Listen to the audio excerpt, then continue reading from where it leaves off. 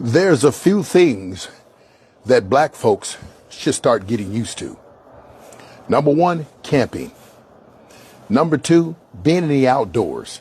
Number three, in the deep outdoors. Number four, in the deep outdoors, which is called the wilderness. Why? Because as a people, we've gotten too comfortable with modern technology.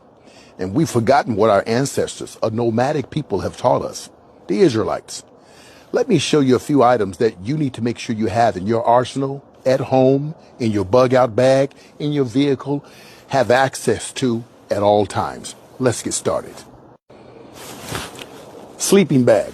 A sleeping bag comes in multiple sizes, and you have to get one that's going to be able to protect you and keep you warm in extreme conditions. Now, they can range from 0 degrees or -0 degrees and upward.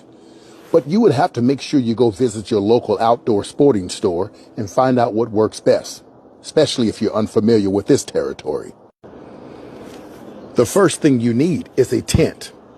Whether it's a one-person's tent, 2 persons, 3 persons, or more, you need an adequate tent that's going to take care of you and keep the sun off you, the rain off you, the snow off you, and keep you protected from the natural elements around you. Very important.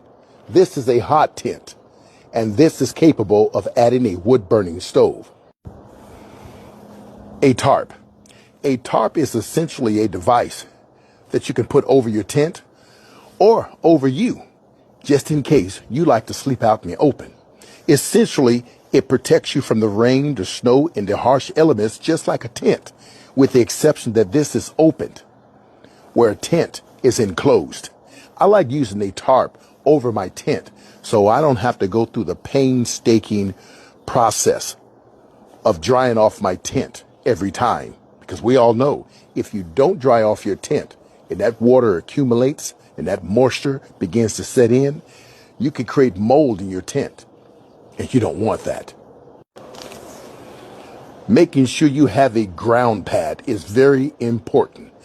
This is going to keep the cold air on the ground from coming up through your sleeping bag and keeping you cold.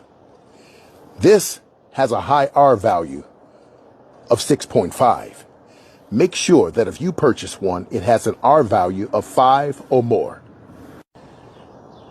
Now that we've talked about your shelter, your bedding, now we need to get to some more important items. Let's talk about it.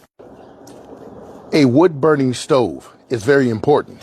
It's efficient, it's portable, it's lightweight, and you can carry it anywhere you want. And you can use the natural organic materials, such as wood, in order to keep it burning. Let me show you what it looks like set up. And this is what it looks like set up. You supply your wood, and you cook on top. You can grill here, or you can go even further by using one of these. You need a small, simple skillet. 8 to 10 inches is enough. This is carbon fiber, so it's a lot more lightweight than regular cast iron. And when I say lightweight, yeah, this will do. And this is what it looks like cooking on that stove. It looks like this. You can now cook. But how do you catch your food? Making sure you have a fishing pole. Now, there's 2 choices you have. You can have a fishing pole like this one called the ugly stick. It's very lightweight. It's already set up. And all you got to do is connect the rods and fish. Or in an emergency situation, you may want to look at this. Paracord. Paracord, well, they're not all equal. This specific one has multiple strands of cords within the paracord itself. It has fishing line, 20-pound test. It has 100 feet of 30 alt AWG wire, and it's perfect for snares. You know, when you need to catch a rabbit. For those who like to eat flesh. Sorry. But yeah, it's a wonderful thing to have, and you need it. And don't forget a saw. You never know when you may need a saw, and you need to cut those branches and cut those woods that you need for the fire, for a shelter. You can build a small cabin with the tools I just showed you. You don't believe me? Wait until my big show comes, And we're talking about a video I'm going to share on social media and everywhere of me building a cabin from basic tools. But you need to be able to chop wood. How else are you going to be able to feed the fire? So having a small axe, medium axe, these things are important. And you'll notice I have emergency paracord. The same paracord I showed you, I have it wrapped around my axe here. Just so I have that extra protection. You just never know when you need it. And don't forget, we still got to remember we need a knife.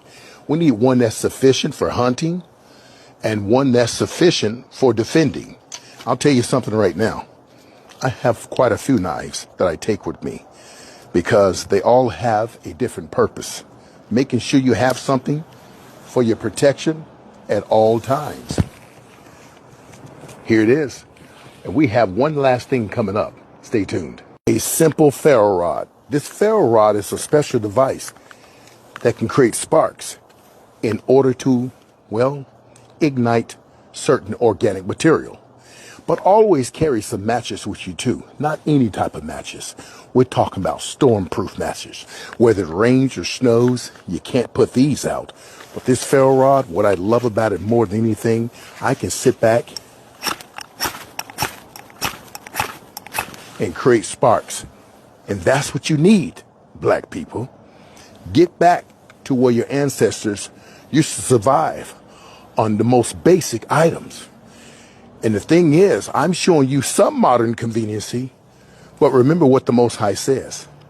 All these things that are created are good for the righteous, but to the wicked, they're turned to evil. Get back to the basics and remember the 5 P's. Until next time, shalom.